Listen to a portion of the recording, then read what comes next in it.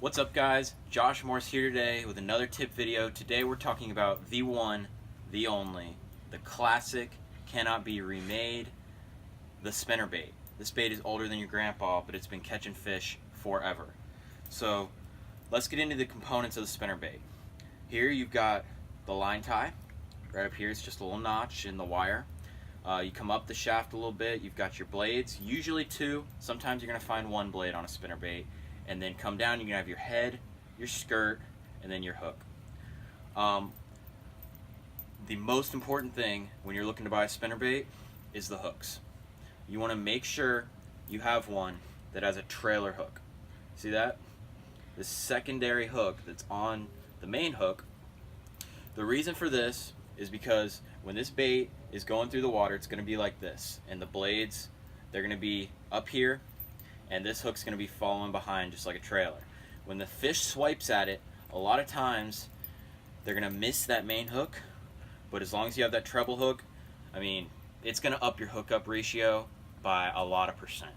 So make sure you have the treble hook, the trailer hook. Now let's get into the blades.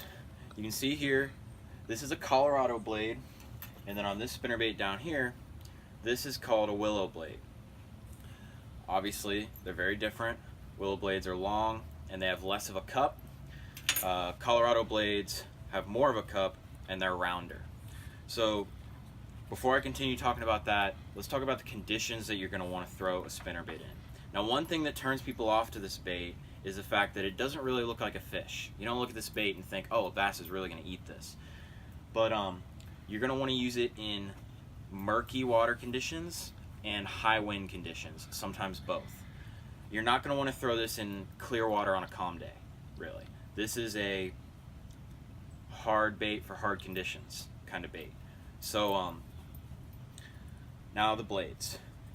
Colorado blade, since it is smaller but it has a deeper cup, it's going to displace a lot more water, creating a heavy vibration when this blade is going through the water. So this is the bait. These are the blades that you're going to want to throw on your spinnerbait in a murkier water condition. Windier, murkier water, the worse conditions, the more you're going to want to throw the Colorado blades. Now, the willow blade, its specialty is creating flash through the water. So this is really going to capture the light of the sun, especially when it's bouncing around in like windy conditions. The waves are chopping, that light's bouncing around. The willow blade is going to pick it up really, really well, and it's just going to look like bait fish darting through the water. And then sometimes if it's in the middle, you're going to want to throw a blade that has one of each. A bait that has one of each blade. So now that we've covered the components of this and when to throw it, let's talk about what you want to throw it on. Now this is a heavy bait when you're pulling it through the water, especially when you're throwing double Colorado blades.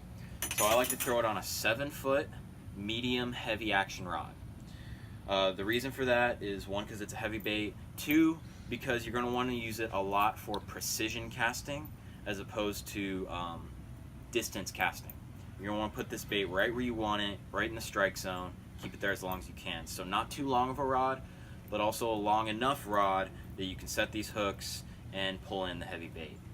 Now the reel's not a huge deal when you're talking spinnerbait because you're going to mix up your retrieves a little bit. I like to go with an average reel, like a 6'3" to 1, 6'8" to 1, something in that range. And fluorocarbon line. 15 to 17 pound fluorocarbon line all the time.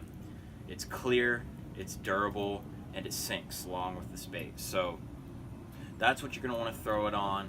That's going to increase your hookup ratios and increase your fish. So next time you head out on a windy day, murky water lake, pick up a spinnerbait and I guarantee you will see the results.